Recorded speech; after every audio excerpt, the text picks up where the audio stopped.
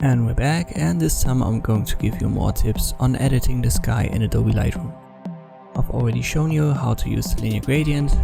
Let's repeat that here quickly.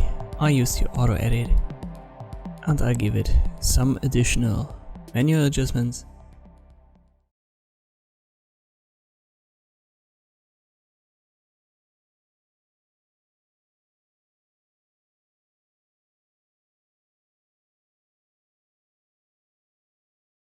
That's fine for the lighting. Let's go to color. And I want to add some vibrance, but not too much saturation. It already looks unnatural.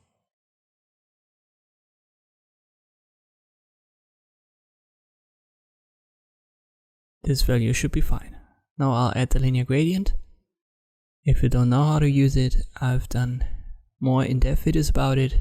I'm going to quickly go over it here.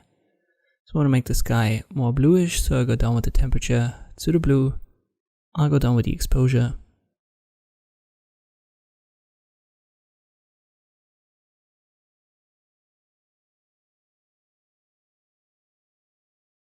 And in this case, I'll go down with the contrast as well.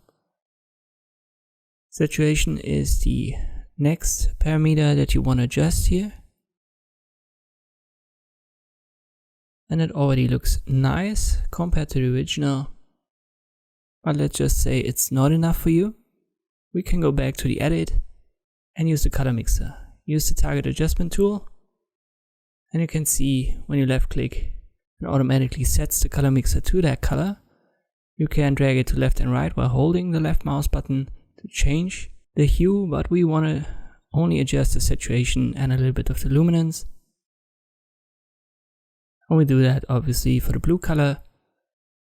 And you can see that helps on top of it.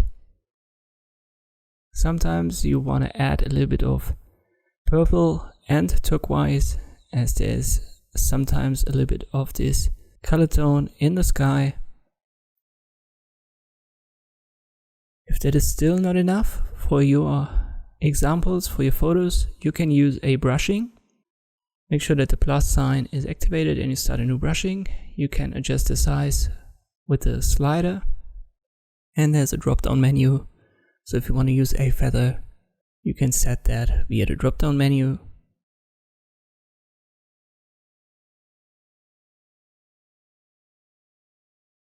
It's fine. I'll paint over the sky. So only left click, hold it and then drag it across the area that you want to adjust. You can see this is my mask. So when I hover around the center point or the first point I've created the brushing on, it shows you the mask in red. And now I can go down with the temperature further and make it even more blue. And I can only adjust this target area that I've created with the brush.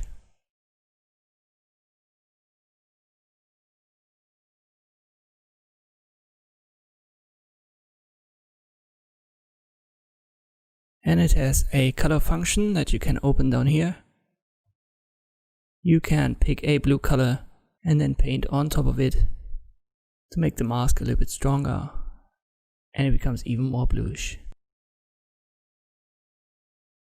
You can see the mask right here.